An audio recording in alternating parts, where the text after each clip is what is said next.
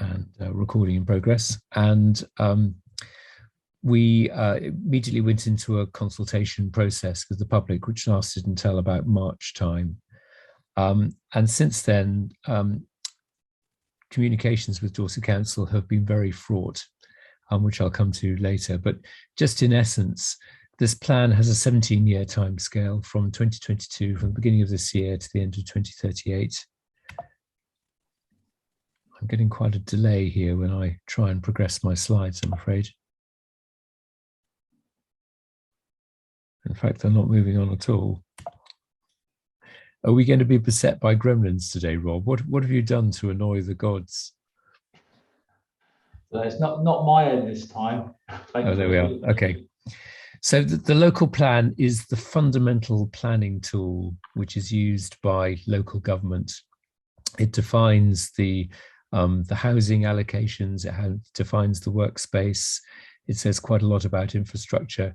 So it's a really important document which is sort of fundamental to the purpose of local government and affects us very strongly. So it's something which, even though as a subject, it could be described as being rather dry and slightly dull and difficult to motivate people about, it is of fundamental importance to us, particularly those of us involved in sort of environmental activism. So it is worth taking note of. There are 4 functional areas in Dorset's local plan. That's just the way that they've configured it.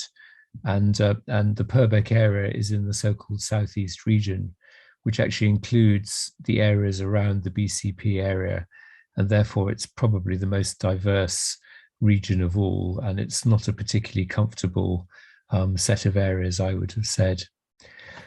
The sort of headline, if you like, because it's easy to get dragged into the headlines, but the headline is that almost 40,000 new dwellings are planned over the 17 years of the planned timescale. And that's a significant increase on historically what's happened. It's about a 70% increase in the historic build rate. And that's driven by central government largely, who have stated very clearly that they wish there to be more dwellings to be built in the UK for a variety of different reasons. And that 40,000 includes almost 9,000 for BCP, Bournemouth, Christchurch, Poole, for a provision against their potential unmet need. And we'll talk about that later.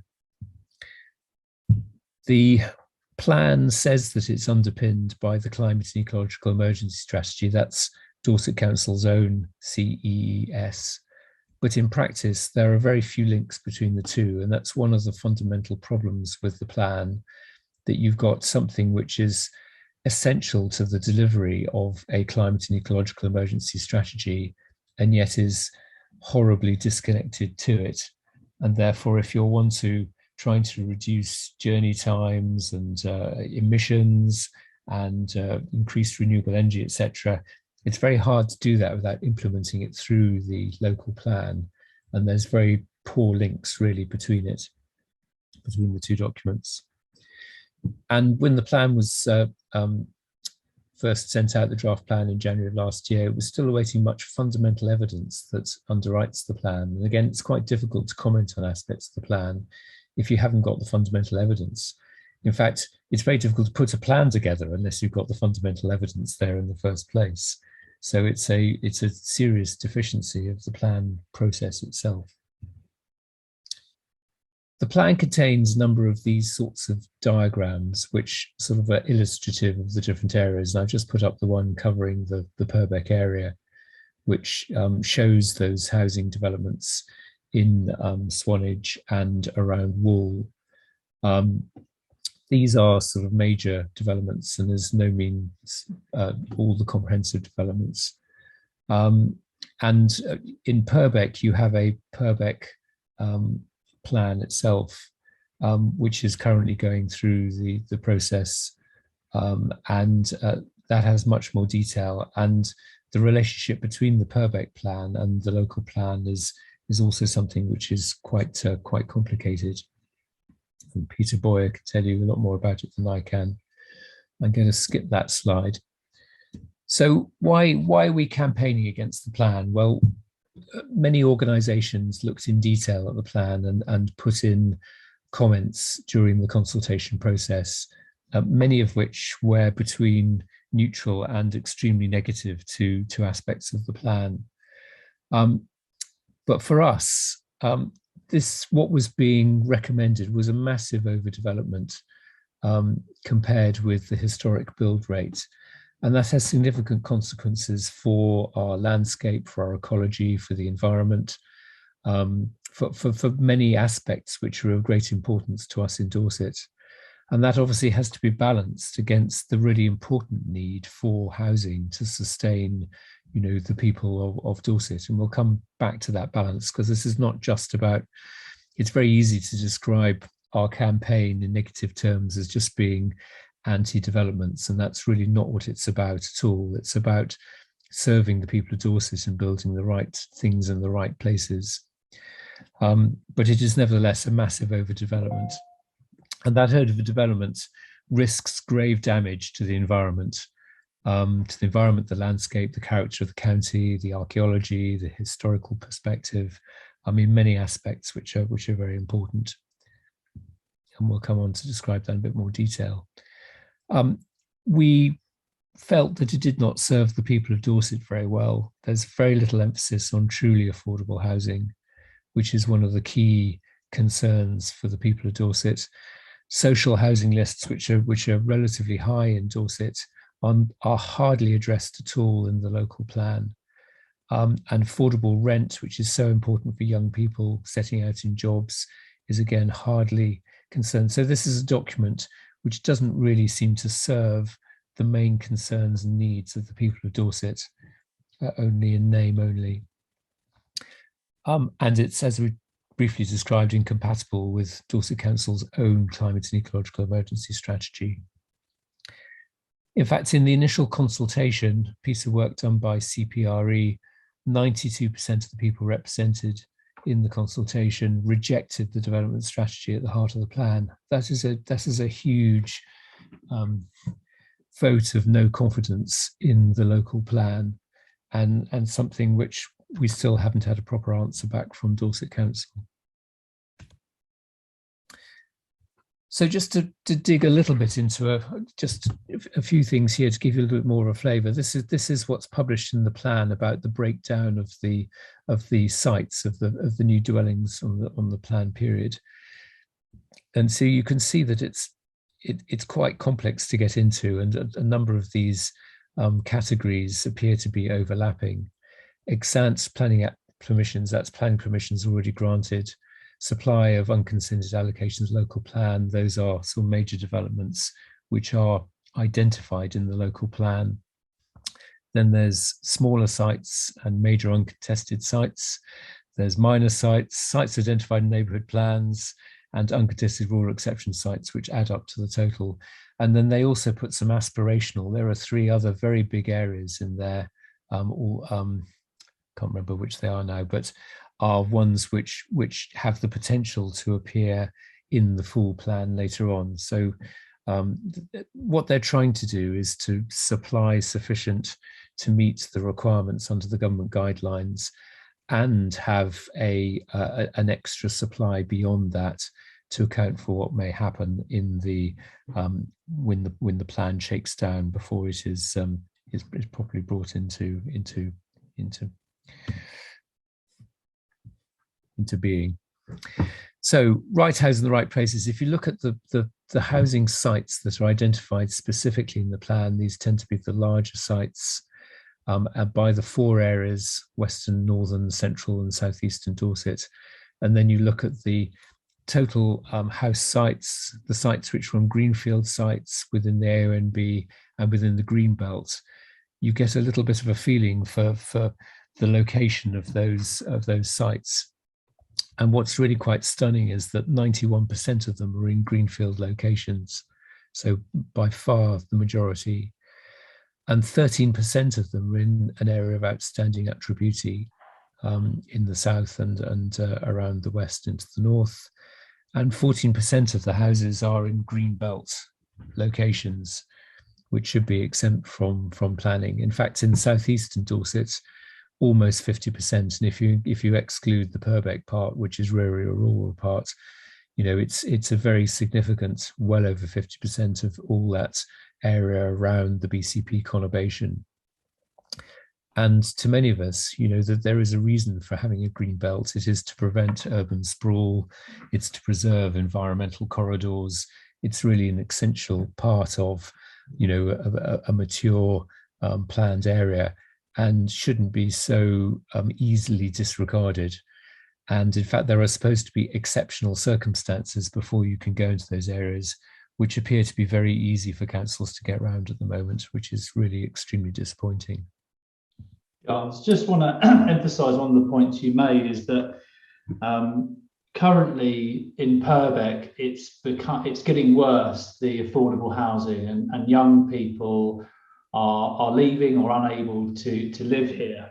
And I know what motivates the majority of people in Planet Purbeck is the future prosperity and livelihoods of the next generation and leaving a legacy. So although, as we've mentioned before, this is more, this is a drier subject, but it is incredibly important. And one of the criticisms of environmental organisations like us and conservation charities is they emphasise so much on wildlife and animals, but without really focusing on the livelihoods of the less well off and the younger generation. So for me, it's really important that Planet Purbeck has balance, and this is going to decide the future of our community and the next generation for the next 20 or 30 years. So it's vitally important that we engage with this, and it informs what Planet Purbeck's mission is in the future. I couldn't agree with you more, Rob. Very well said. So it's also interesting, as part of the local plan, Dorset Council did a sustainability analysis, which is one of the key things that they must do. And Dorset Can did a little analysis of that sustainability analysis, just to summarize it. And that's represented here with this rather colorful little diagram, which has various categories around the left-hand side: biodiversity, soil, water, air, etc. And then the various major housing developments along the x-axis along the bottom. And essentially the blue bits are good and the red bits are bad, if you like. It was quite interesting to see very clearly the analysis, the sustainability analysis came out saying that most of the proposed sites would have a bad or very bad impact on biodiversity. Most would have a very bad impact on landscape, as defined in the sustainability assessment, and all would have a bad or very bad impact on efforts to mitigate climate change. So I agree with you, Rob, this is going away from the people side. It's concentrating on the environmental and the climate side. But from those aspects, the local plan is really extremely disappointing in its ability to tackle very important areas. And another interesting aspect comes out of sort of looking at the population statistics. So I just wanted to throw this in. So if you look at the top figure here, the red line there shows the net change of population through births and deaths. And that's strongly negative. These are for the year ending 2020. So Dorset is, if left to itself, would be quite quickly getting smaller. And if you look at the population statistics for the whole country, that's not quite the same. Over the whole country, it's just positive, but it's reckoned that within 5 years, it's going to be neutral or negative. So we have a naturally declining population, and particularly naturally declining in Dorset. And what makes up the difference is the second one. It's the net internal migration. So this is people coming into Dorset from outside of Dorset. And that makes not only accounts for the net deaths over births, but pushes it into the positive side to mean that historically Dorset has been expanding. And that's really fundamental, because a lot of what's driving the housing numbers is about estimates of what is called by the government housing need, but it's not really housing needs at all. It's about demographics and the statistics of population change. If you look at the bottom graph here, you can see the ages of the people in the internal migration. There is a huge negative here for student-aged people. So the young people of Dorset tend to move out of Dorset in order to go to further education, and that's that downward spike. But for the rest of them, you can see that there is a large peak towards the older age groups, and the modal age, so the biggest one of them all, is age 60 to 64. And this shows very strongly that, quite a large proportion of the people who are coming into Dorset are actually older people.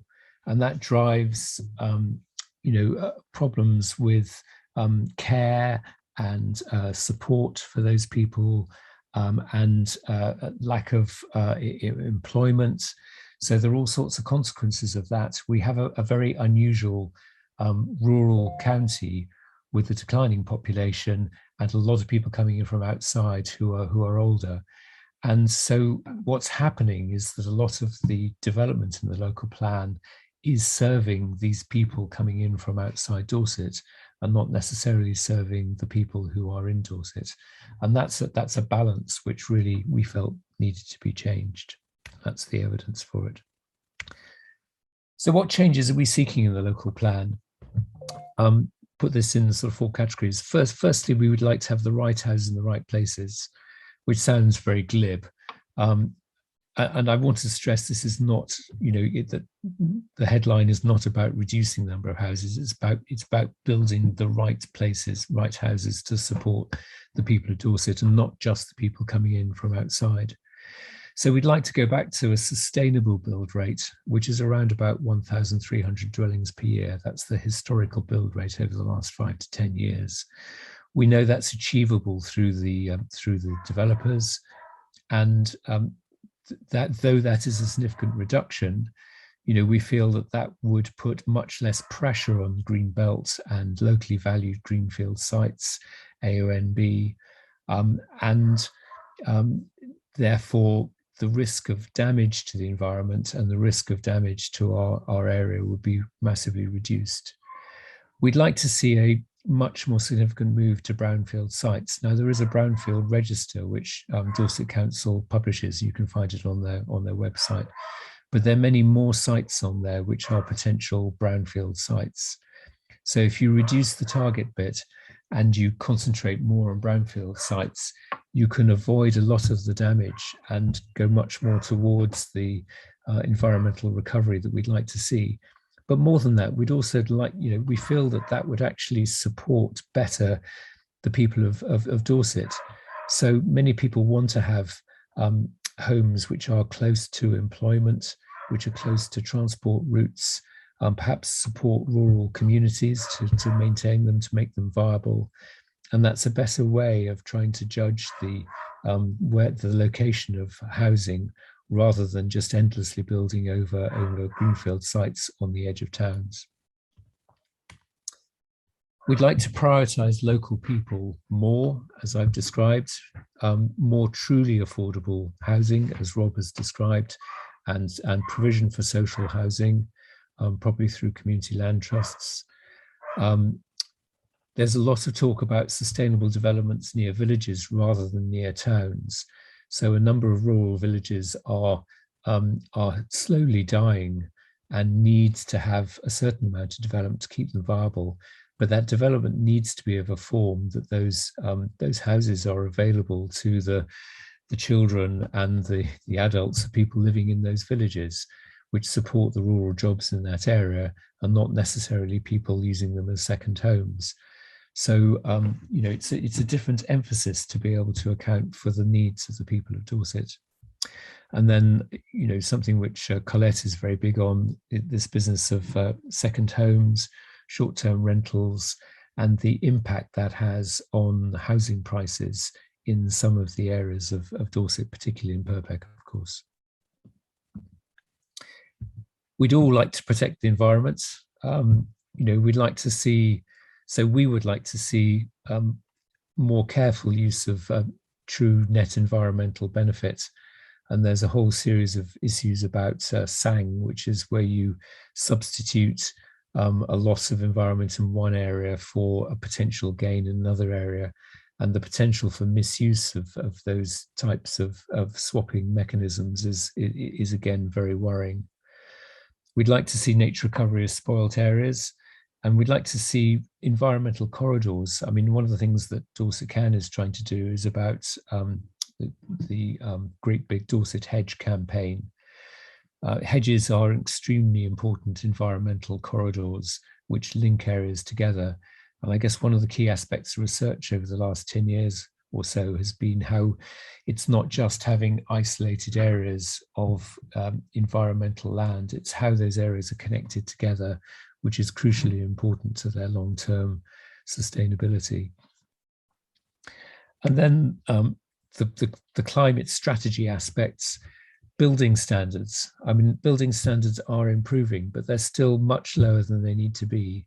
And that means that we are building houses now which are going to need retrofitting in 5 to 10 years' time, which makes a complete nonsense of it. And the council has the ability to bring in higher standards than are currently available.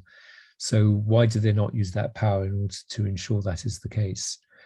And, you know, houses at the moment that, you know, they're going to be built, you know, having to have a provision for electric cars, but that's all very well. We actually probably need to reduce the traffic on our roads rather than just completely swapping our diesel and petrol cars for electric cars. But they're much more important things, aspects of generating renewable energy, local renewable energy, and not just energy which is developed elsewhere and then ported in through the grid. There's a whole aspect of heating of our homes through heat pumps or other low carbon emissions schemes. And then there's the whole aspect of retrofitting.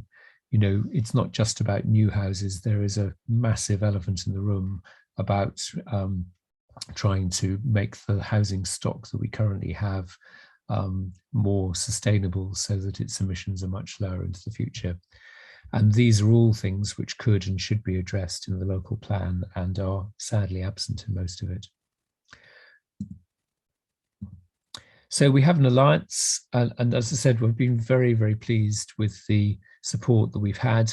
It's now standing at 65 organisations across Dorset, which includes 24 town and parish councils and many other environmental and climate-based organisations, including Planet Purbeck, of course.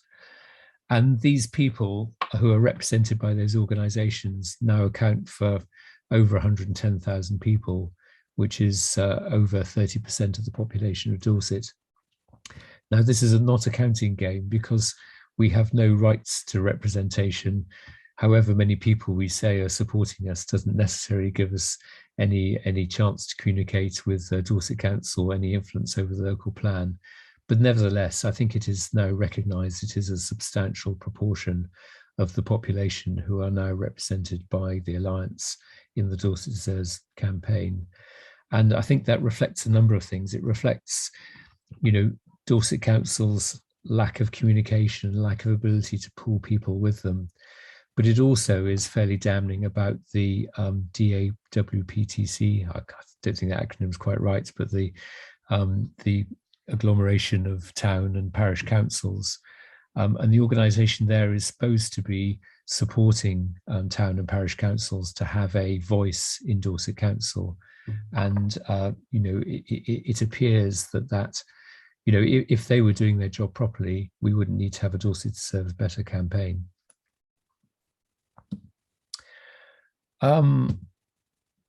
So just let you know, some of the councils that are supporting us include Swanage, the town councils, Dorchester, Portland, and other Corfmullen, others in Dorset.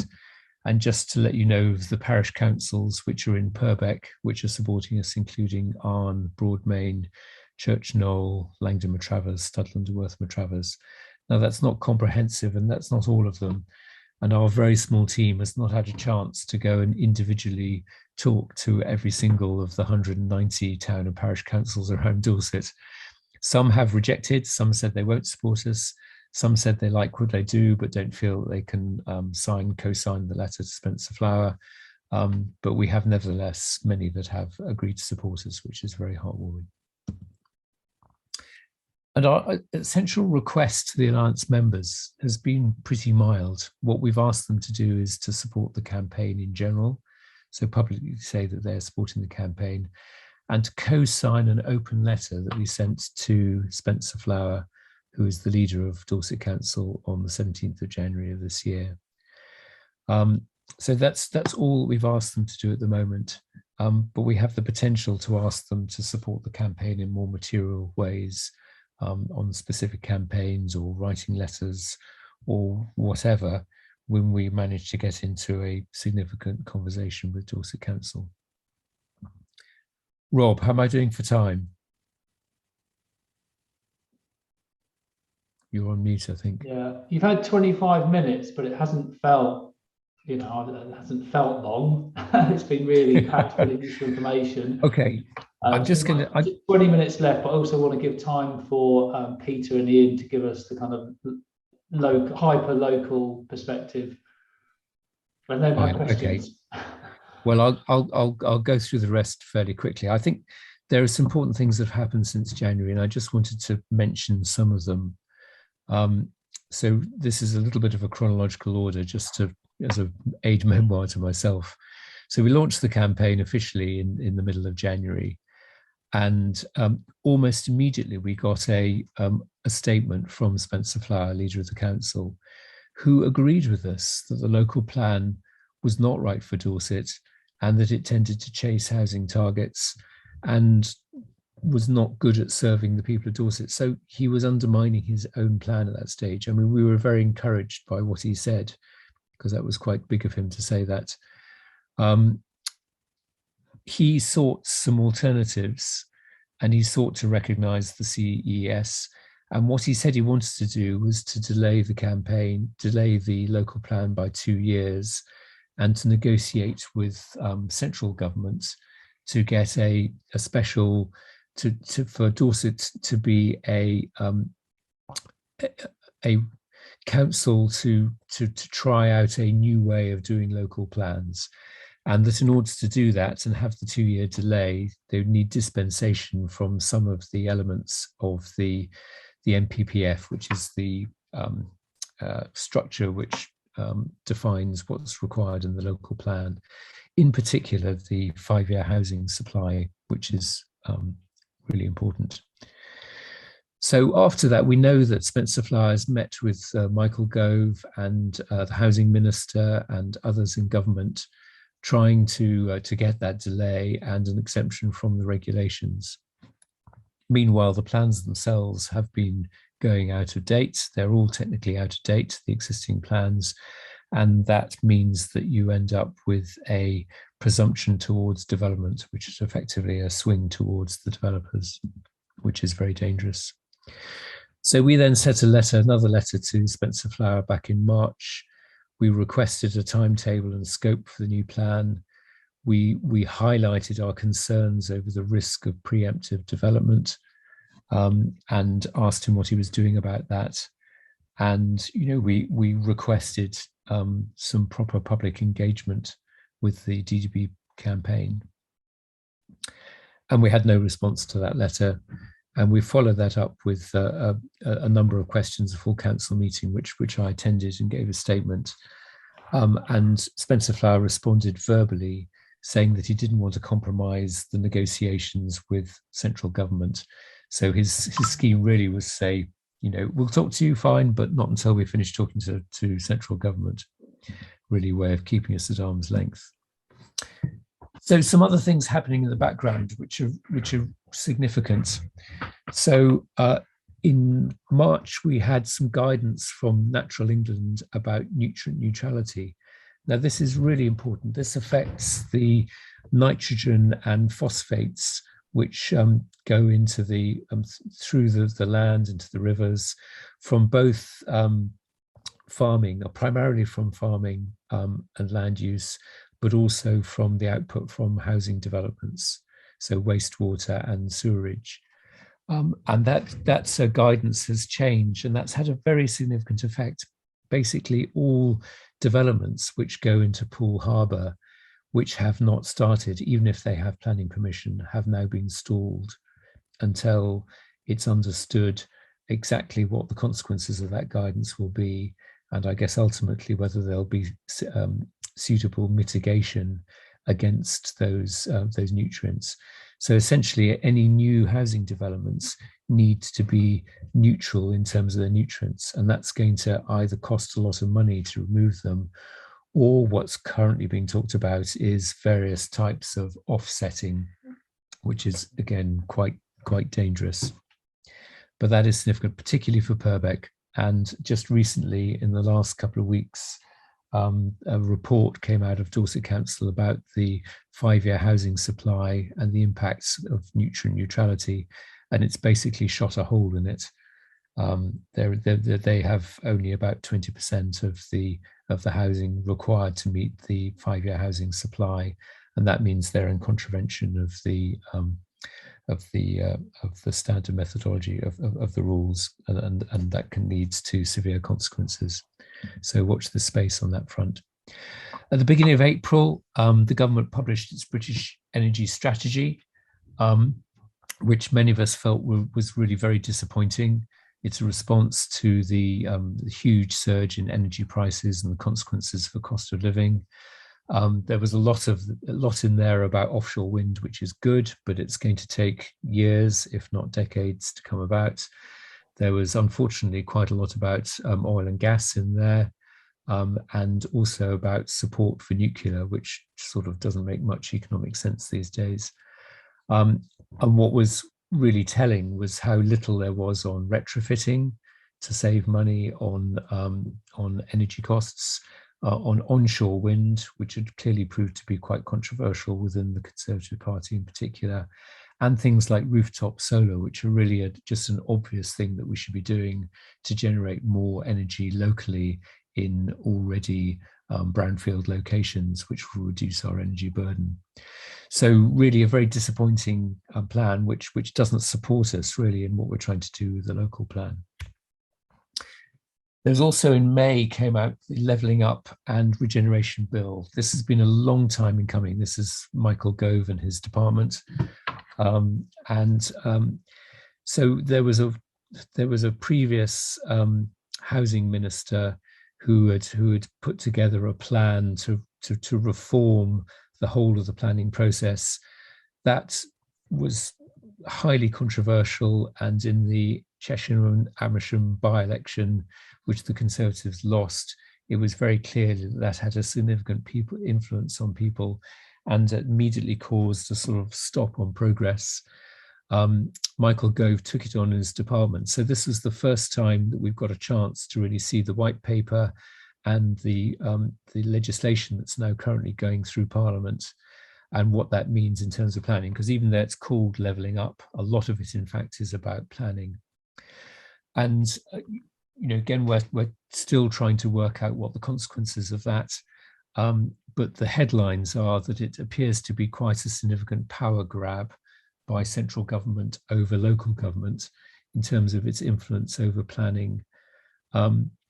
So its headline was all about giving power to local people to choose the colour of their bricks, and whether they all want to have white painted fences around their properties, and all things which were ultimately rather trivial. But in practice, if you look a bit deeper, there's a lot in there about the government having much more control over planning and planning regulations compared with local government. So that to me is a wolf in sheep's clothing. The other aspect, perhaps, which I think is potentially good, but again, we need to understand it, is that they're saying that neighbourhood plans will now be on an equal footing with local plans, as opposed to what the current status is, that local plans have precedence over neighbourhood plans. And I think, and there's still more discussion to be had on this, but I suspect this means that we should all have neighbourhood plans. Neighbourhood plans are a lot of trouble to put together, But they are an essential way in which local people can express a preference about the way their neighbourhood, their town, their village can be developed in the future. And I think particularly if there is going to be an equal footing in terms of the standing of neighbourhood plans with local plans, that means that local government will have to take more consideration for them. And so I think making sure that you have a neighbourhood plan and that it's a good one is really important. So I checked, and I think we've got something like 60 or 70 neighbourhood plans in Dorset, which are either in progress or have been accepted. But that implies that there are an awful lot of areas, about 190 town and parish councils in Dorset, so an awful lot of areas that don't have neighbourhood plans. And I think it would be a really good idea if those parish and town councils would grasp the nettle of having their own neighbourhood plans.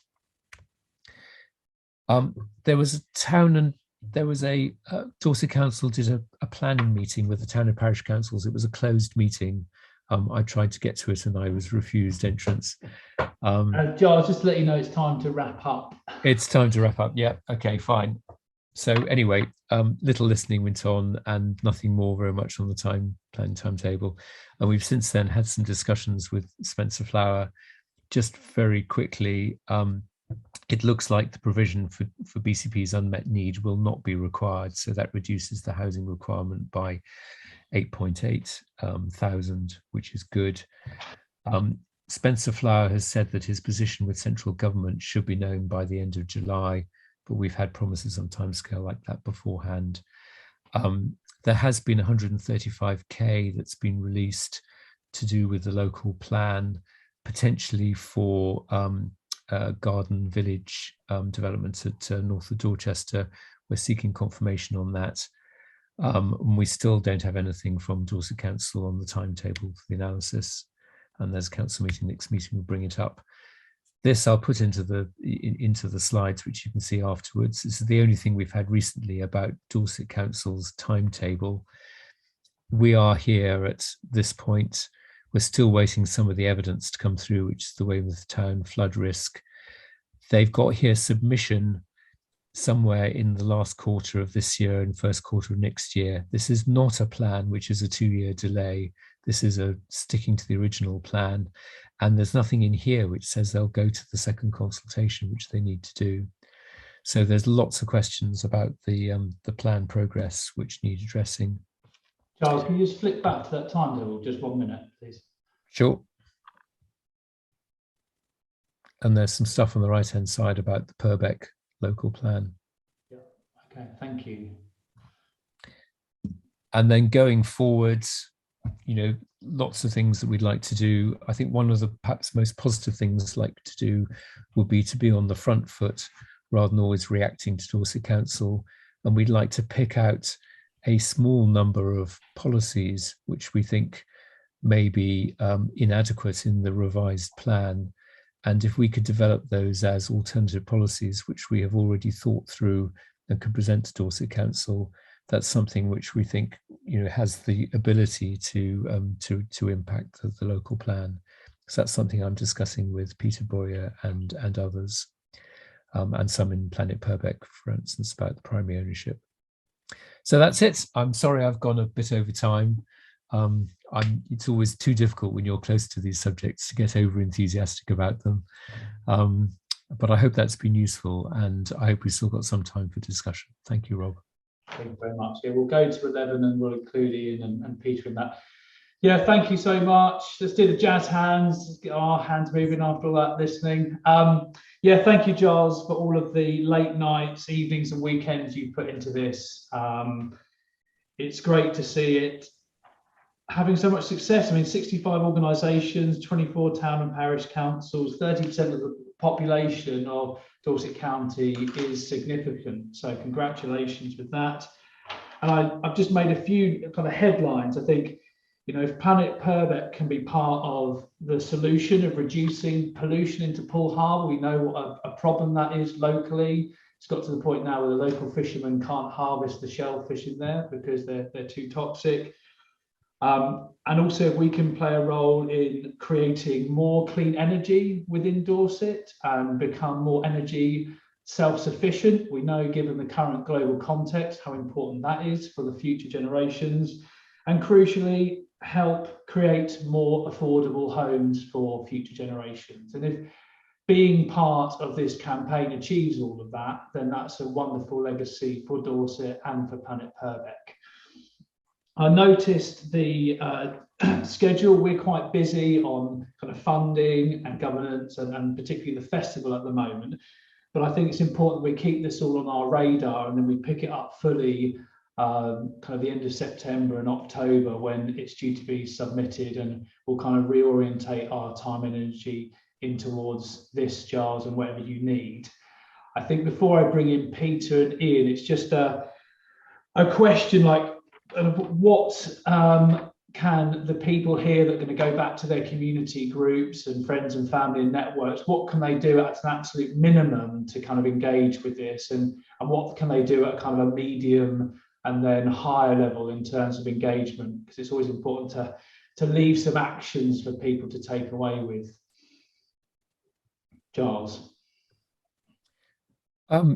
You want me to address that, or should we go on to Peter and Ian's piece first? We'll go on to Peter and Ian. I guess that's better to do that for now. But just in the back of your mind, if you can think of those levels of engagement, because what tends to happen is that people can get overwhelmed by the amount to do. There are always some people that are willing to engage at that level. So if you can give different levels of engagement, that'd be brilliant and useful for us to take away to our networks. So over to Peter and Ian. I'll bring in Peter first. Peter has been campaigning for more affordable housings and better local plans for Purbeck for more years than anyone else I know. He's an expert on the subject. He's a hardened battler. And here he is, Peter.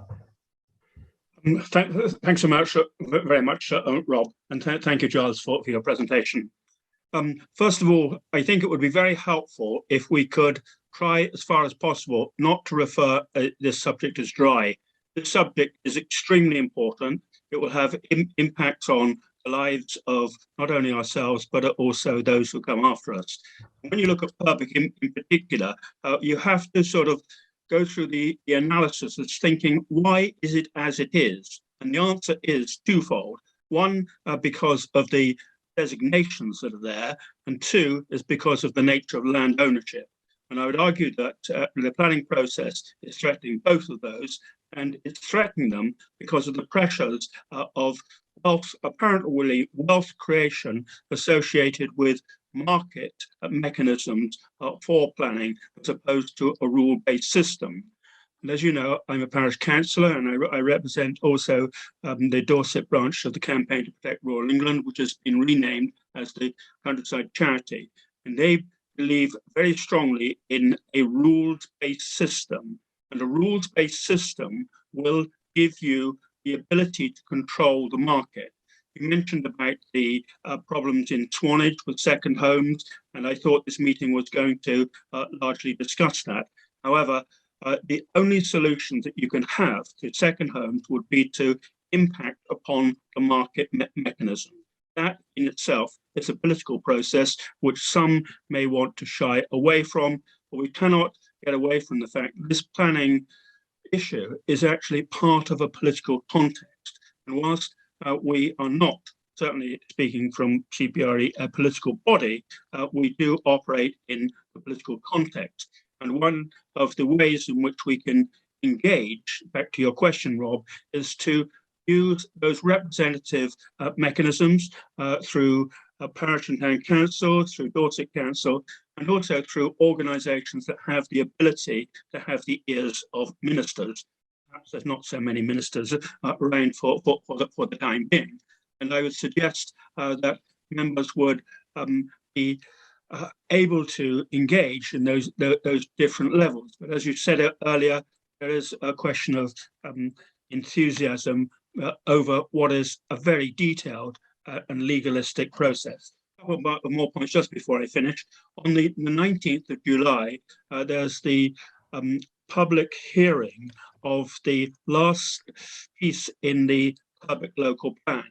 And what is so interesting, I can send the agenda to you if you're interested in this really, is the way in which the Drax estate have commissioned their QC and two of their agents to represent the case for the restoration of the holiday park that is just north of Morden, as opposed to ordinary people who are going to that meeting to make representations. This planning process is hugely imbalanced in favour of developers, and it's hugely imbalanced in favour of very rich people and rich organisations. We have to recognise that, and that any campaign, whether it's under the aegis of Dorset Deserves Better or cooperation with hopefully other bodies, will have a very difficult uphill battle, because it's almost the David and Goliath situation. Financial interests really overrule this, especially when it comes to the issue of economic growth. In relation, last point, in relation to the Dorset Plan, understanding is that if the 5-year housing land supply is not achieved under the Purbeck Local Plan, as Giles has alluded to, largely due to the problems of neutrality, then the Purbeck Local Plan will fail. And that will mean that Dorset Council has a huge gap to fill, because all the work from 2015 will largely be shelved. There's huge issues of local and national uncertainty associated with the planning system. My encouragement for you all is to take an active part in working with others, particularly over the period from autumn to the autumn of this year to the summer of next year, because that's when there will be the opportunity to respond to what is really the second consultation. My very, very last point is that I fear for the fact that there will be a rushed consultation by Dorset Council with a minimum number of highly structured questions in order that they get a plan through in order to achieve a Dorset plan by 2024, which is the electoral cycle for the new Dorset Council. Hopefully that has been of some help, but my encouragement is please continue to participate at various levels, because voices do count. Thank you. Thank you, Peter. That was a really useful and informed context for all of us. And thank you for giving us the timetable where we need to kind of maximise our focus, which is going to be in the autumn and summer, I believe, of next year. And just to kind of reinforce that, you know, it's human nature. The majority of us people do this, that we kind of stand on the sidelines because it's too complicated, and then something happens, and then we moan about it after the fact, don't we? So this is one of those moments for me where we have an opportunity to influence the future of Dorset and Purbeck particularly. And you know, 2 years' time, that window of opportunity will have gone, and we will be imposed on with a plan. Ian, like Peter, Ian has, I think, been involved in this business for a long time, and has equally spent lots of time filling in consultations and dealing with the finer detail of these plans, and is very well informed on the matter and been involved in many campaigns around this subject. Ian. Thank you. Well, it's difficult for me to add to Peter's very comprehensive analysis there. I mean, he's absolutely right. We are dealing with a political process here. And there's no escaping the fact that on a government level and at a local level, planning is deeply political. On a government level, because of the interests of house builders represented as huge supporters of the existing, the existing Tory government, they gave millions of pounds to the Tory government since Boris Johnson's took over the reins, so that on a national government scale, it is intensely political in favour of the developers.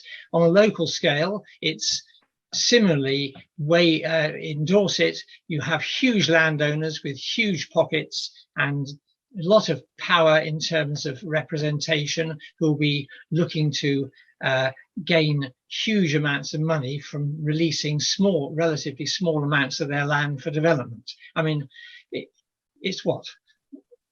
Peter can probably pin the, I didn't come equipped with this statistic, but by changing farmland to building land, you increase its value by about 2,000 times, is it, Peter? Yes, it's a huge amount, Ian. Yeah, so I mean, you know, we're dealing with wealth, power, and so therefore all we can do as hopeful Democrats is to try and fight back wherever way we can. I was delighted to see a piece by George Monbiot in the Guardian on Saturday, who said that protest is the most important democratic activity which one can indulge in. It is the lifeblood of democracy. If you don't protest, basically governments roll over you. And in minutiae, certainly Arne Parish has produced a local plan, a neighbourhood plan, and within that neighbourhood plan, it has stipulated that within any development that takes place, the houses within it should be a principal residency policy. And so, in other words, the houses that are there cannot be second homes. They have to be for principal residency. Now, that was accepted in the neighbourhood plan. In a recent planning application, an area which was not included in the neighbourhood plan for development, but was included in the Purbeck local plan for development, planning was given first assent there, but the part of the neighbourhood plan saying that it should be for primary residence policy should be upheld. So that was interesting. And I believe that was the first occasion where Dorset Council planning bodies have actually acknowledged that within a neighbourhood plan and supported it. It remains to be seen whether it actually has any teeth when it comes to the actual process of the development, if it passes the flooding test, which it's going through at the moment. So therefore, local democracy might be helpful, but I think a local protest is going to be equally needed. Thank you, Ian. Well said.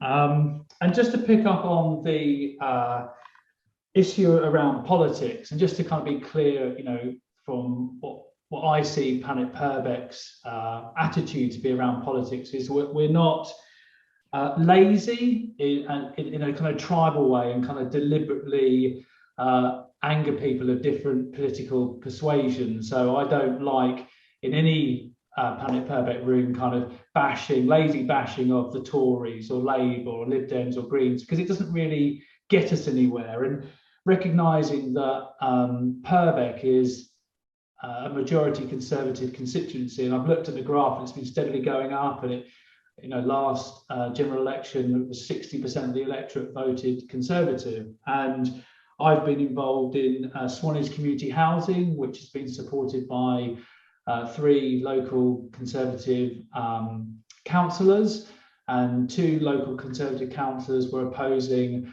the developers in Swanage who were trying to take out the affordable housing. So to me, it's multifaceted, and there are Conservative people that are trying to do the right thing, and there are small c Conservative voting people that if we start bashing the Tories will be put off, because I think, well, you're bashing me and my ideals and my values. So I think it's really important, as Ian did and Peter did there, is we just focus on the structures. So there are, you know, wealthy landowners and wealthy people who are using their money and leverage to prioritise their wealth and not the future opportunities and livelihoods of the common people in Purbeck. And that's what we need to focus on rather than the politics necessarily.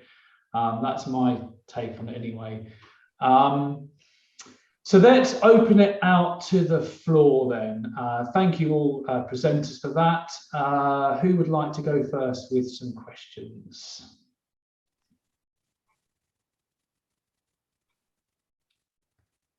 or any appreciation for the work these people have put in, because I know that we've got some real tireless campaigns. I mean, Giles is I think relatively new to this, but honestly, Peter and Ian have been doing this for decades, fighting for our future, for the future generations. Right, a few hands popping up. Steve, Vicky, then Kathy. Yeah, thanks, Rob. I guess I don't know who this is for, maybe Giles, but one of the things I was surprised to hear the other day was, and you talked about nutrient neutrality and Poole Harbour and runoff and so on, and stuff going into the environment through the waterways and so on. One of the things I was surprised to hear the other day, if it's true, is that when developers create a new site, there's no, they can just tap into the water supply system, mains, drainage, all that kind of stuff, at no cost to them. There's no obligation on them to contribute to the cost of the waste that their development generates, which just seems wrong. Now, two questions. One is that true? And the second is, if it is that something that Dorset Council can require developers to pay for in future? I'm probably the wrong person to answer that. But my understanding of the nutrient neutrality advice from Natural England is that has now fundamentally changed that, and that these developments have all stalled until they can show suitable mitigation. So it may still not cost them to plug into the system, but if they're plugging into a system which they're providing extra nutrients, then that will be not allowed under the guidance. Ian, you probably know more about this than I do. Would you be able to comment further? Well, I do have. Some of you may know that fairly recently, a farm was acquired by Dorset Wildlife Trust in Beer Regis, and that was produced by money given to, I believe, allegedly given to Dorset Wildlife Trust to purchase the farm, because by taking that farm out of intensive,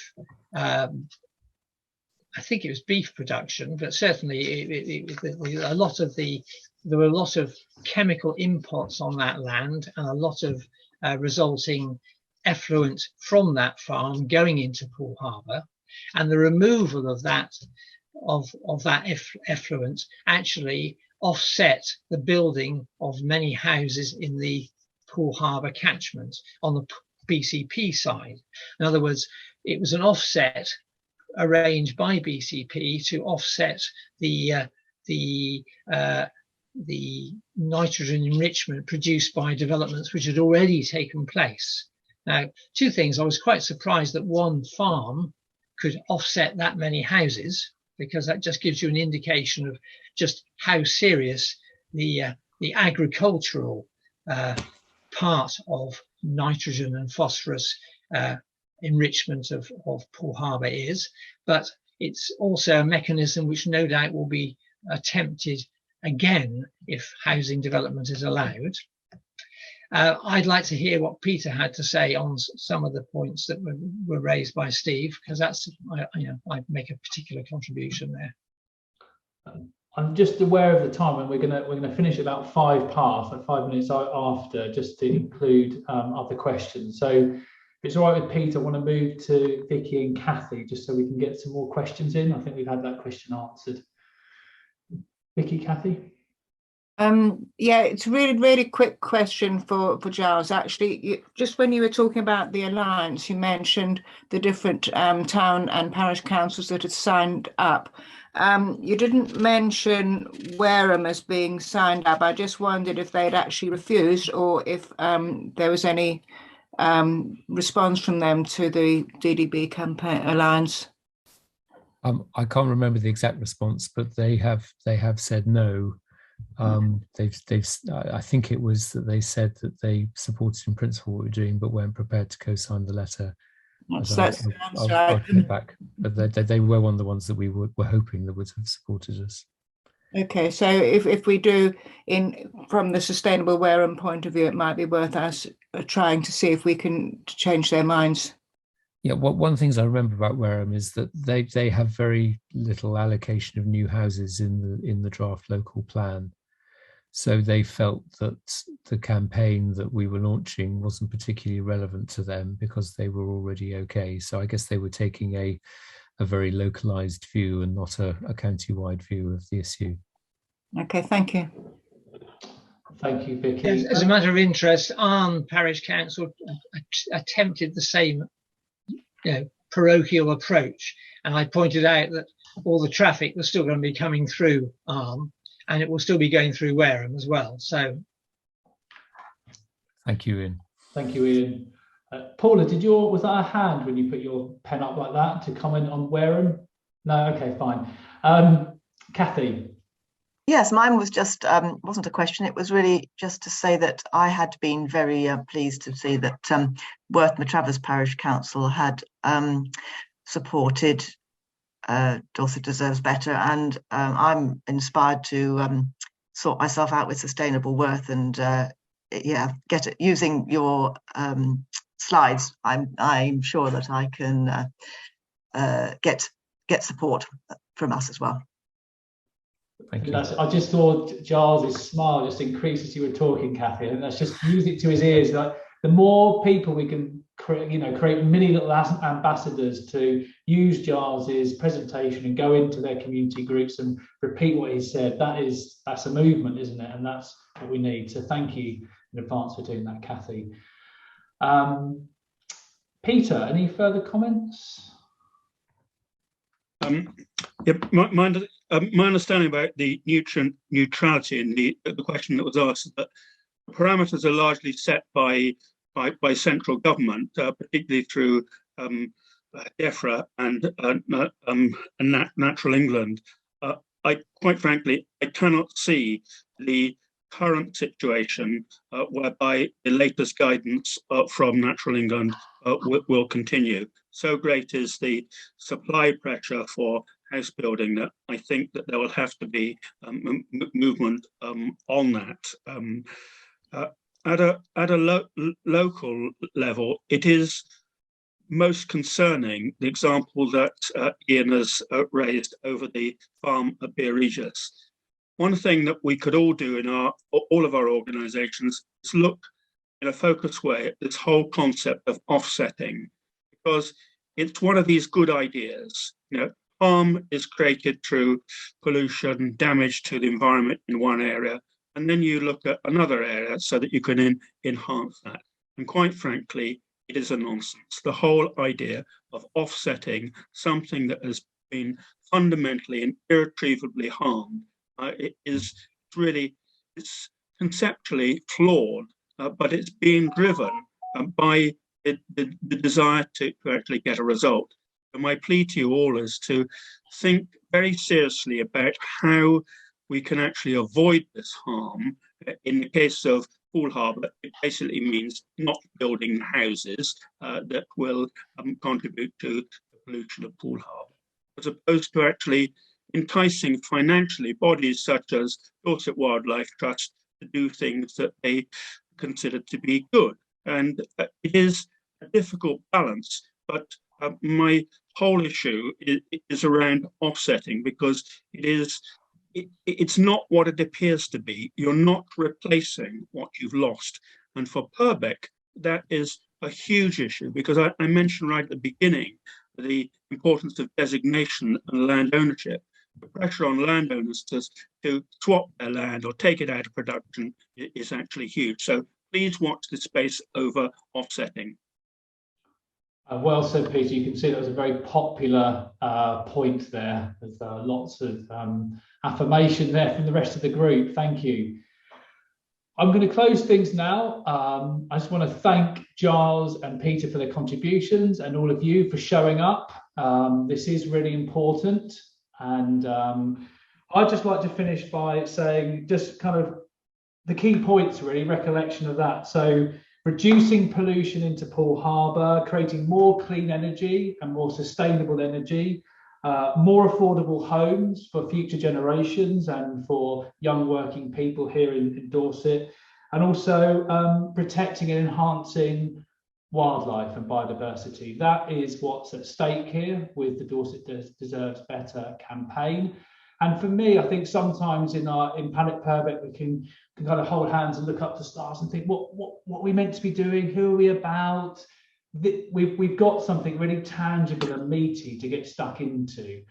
And I think that previously we've sometimes got distracted by lots of little consultations. And we know now, year 2, it's about working smarter, not harder. So for me, if we just do one consultation in the next 12 months, this is the one that we engage with, and we do it well because it's got such a wide scope. So that's my direction to all of you.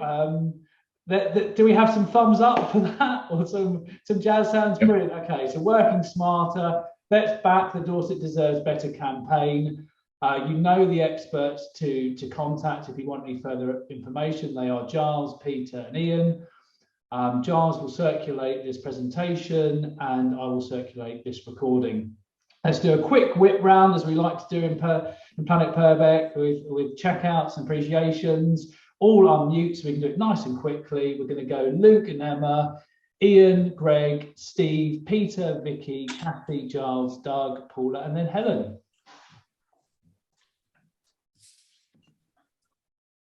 You started with us, sorry, Rob? Yes.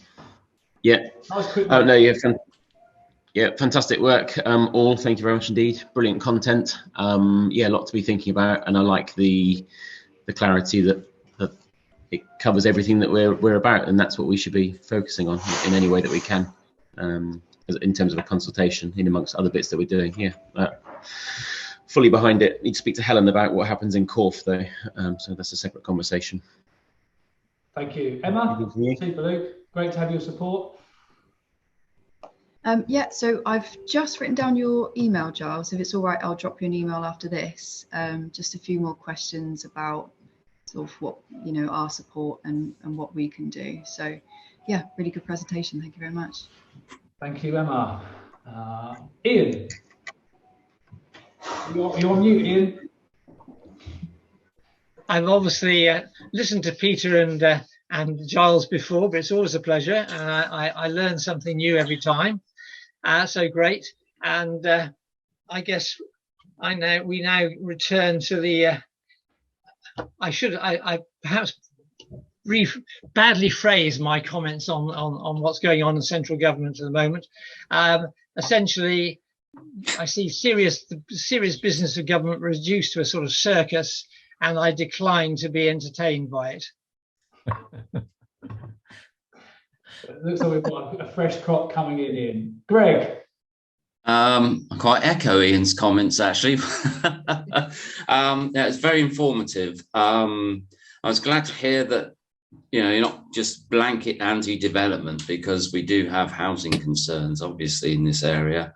I know from personal experience the problem, though, of people living in this area trying to buy a property to actually live in. My daughter's had significant problems last year in trying to get a place where she works and lives in this area. So yeah, I'm actually more power to your elbow. Is that the phrase? And I'm going to be quite interested in all of this. So yeah, it's a good meeting. Great to hear, Greg. And Greg didn't have time to introduce himself. He's our accountant here at Planet Purbeck. Steve. Yeah, thanks, Rob. Yeah, thanks to Giles and Peter and Ian. Very interesting. I think what's particularly useful is I note the comments about describing this as dry. I think as much as anything, the challenge is wading through the amount of material. If you try and read through the local plan, I mean, you lose the will to live. And so I think what's really helpful is to have the sort of key features pulled out in Giles's presentation, the key statistics about percentages and numbers, and and the key issues and that sort of thing. So it makes it easily digestible. And I think that's really valuable, because then it kind of speaks for itself. And then it's very powerful, and it makes it much easier to communicate that sort of thing. So thank you for that. Thank you, Steve. Yeah, I think it all comes down to communication, and I'm the one that takes responsibility for the dry comment. And where that comes from is I always try and empathise with everyday people, and everyday people. I talk to them about the Dorset Local Plan. I say, oh, it's boring, it's dry, I can't engage, it's too complicated, it's too academic. So that my way of saying this is dry is empathising with them and saying, I know it's dry, but it's really bloody important, rather than saying, you've got to be interested in this, this is really exciting, this is, because then people look at it and think, God, I can't get into that. So I'm saying it's dry, I get that, but come along, we're making it in a more digestible way. There are different levels that you can engage with this. So that's where I'm coming from with it. But as always, I'm open-minded about the best way to communicate to the masses. Thank you, Steve. Let's go Peter, Vicky, and then Kathy. Put my email address in the chat if anyone wishes to contact me about the points that I've made. I also wish to share with you that Dorset TPRE is working up an approach to the Dorset Local Plan, which we wish to share with other groups. It is based upon 6 key issues. Most of those 6 have been discussed, interestingly, this morning. So I can see potential harmony between that and the Dorset Deserves Better campaign. So please watch this space. Those 6 key issues are not written in tablets of stone. They may is to look at how different bodies can come together and represent the fact that there should be a Dorset, I stress Dorset, local plan, as opposed to a local.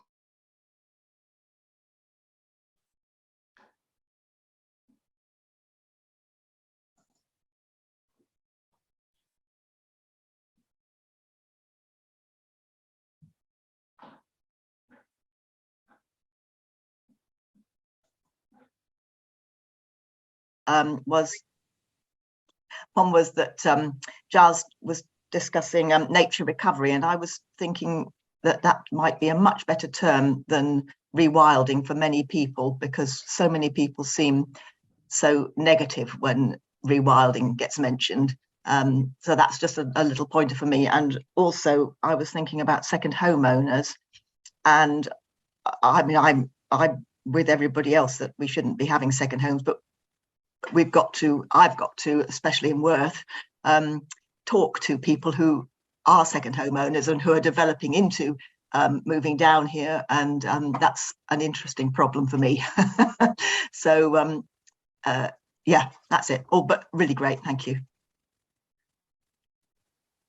Thank you, Kathy. As you can see, my connection is going, but yeah, really important point there. I think there are lots of second home owners. Our friends and family, neighbours are second homeowners, and I know tradespeople in the local area that say they supply them, the working class, with lots of work. So it's complicated and nuanced, and I just think it's just out of balance at the moment. But absolutely, we need to engage second owners and make them feel part of this.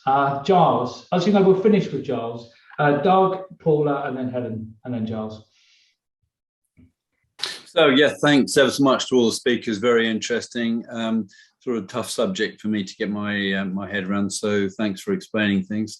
I was just a little bit shocked by the age profile with the teenagers disappearing from the area, which is sad. But yeah, keep up the great work, and good luck. Thank you, Doug. Paula, Helen, then Giles. Now you're on mute, Paula. Okay. Yeah, I just thank you very much to everyone for explaining a lot of very complex issues very clearly. I understand a lot more about it now than I did before, and I will pass some of the key messages on to Sustainable Wareham when we next meet or by email, and ask Ian to tell us when there's any protests taking place. I'm sure we'd all like to march along with a banner or two, although that may not actually do much good, but it makes you feel better, maybe. Anyway, whatever. Thank you very much, everybody. It's been very interesting and informative meeting. Thank you. Thank you, Paula. Thank you for coming along. Great to see you. I think that's mission accomplished, isn't it? Someone feels more informed about a highly complex and difficult subject matter. So well done, Giles, Peter and Ian, for achieving that. That's what the name of the game is, isn't it? Helen, then Giles. Yeah, thanks very much. I thought I knew quite a lot about the subject, but I learned a lot today when I wasn't getting dipped in and out with the signal driving along. So yeah, very interesting. Thank you very much. And I'm going to listen back so I get all the bits I missed as well. Thank you, Helen. And over to you, Giles, for closing statements and possibly a rallying cry if you've got energy for it.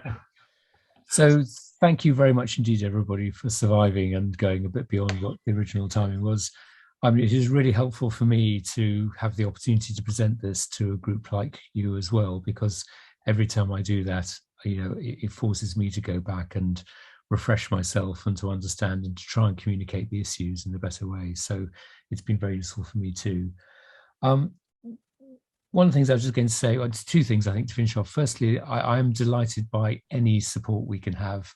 You are all potential ambassadors, and I hope that by having sort of you know, been in the session, when you talk to other people about it, you can also talk to them about how important this is and, you know, what everyone can do to support it. So thank you for potentially becoming ambassadors.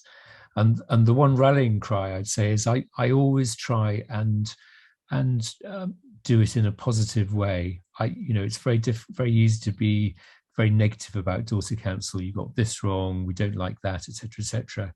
If we can turn it around to a series of positives, which I genuinely believe we can, then I think we'll get more engagement. There is so much more that we genuinely can do. We can create a plan which is so much better for the people of Dorset, that really does satisfy regeneration of green spaces and affordable housing and renewable energy. So let's put that positive spin on, and then I think it will cease to become a dry subject and something which people find very relevant. Thank you very much. Yeah, well said, Giles. I think keeping it positive is definitely what we're trying to do here at Planet Purbeck as well, celebrating what people are doing right rather than what they're doing wrong. Thank you all. I'm just going to take 3 minutes to just to take some time out from the screen and the stress of all of the comings and going, and then I'll be back. Planet Purbeck, if you can stay on, we'll just pull the agenda back up and just have a quick look at it and see what we can do from there. But just thank you all for showing up, and Planet Purbeck, see you back in 3 minutes to have a quick chat about the agenda. Thank you all. Thanks very much, everybody. Bye. Thank you.